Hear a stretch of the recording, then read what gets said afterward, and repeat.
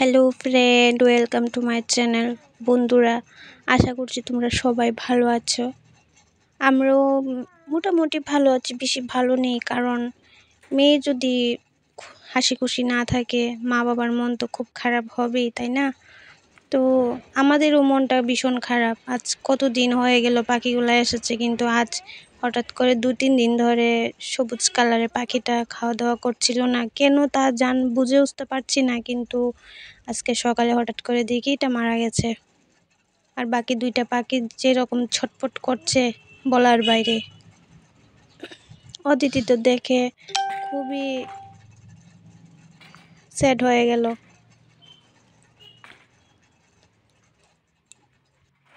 অদিতিও ঘুম থেকে উঠে দেখেছে, মানে অবাক হয়ে গেল দেখে।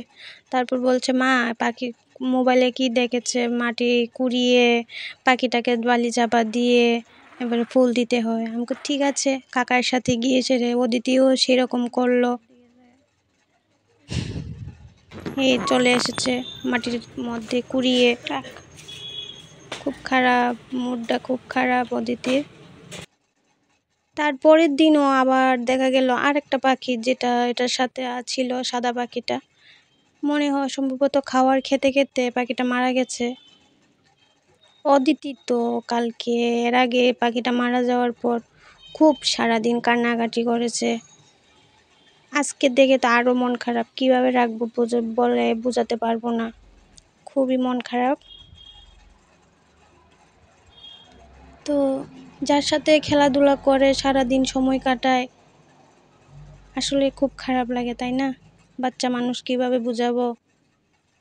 দেখো পাখিটা কিভাবে মরে পড়ে আছে।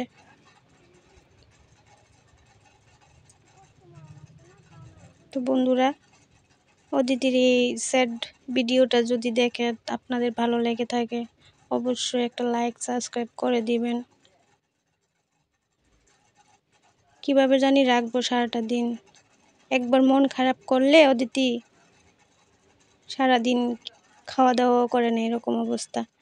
এখনই একলা হয়ে গেল পাখিটা। বন্ধুরা, আবার অদিতি চলে যাবে এখন পাখিটাকে নিয়ে বালি চাপা দিয়ে ফুল দিয়ে। তো বন্ধুরা, ভালো থেকো, সুস্থ থেকো। কিদা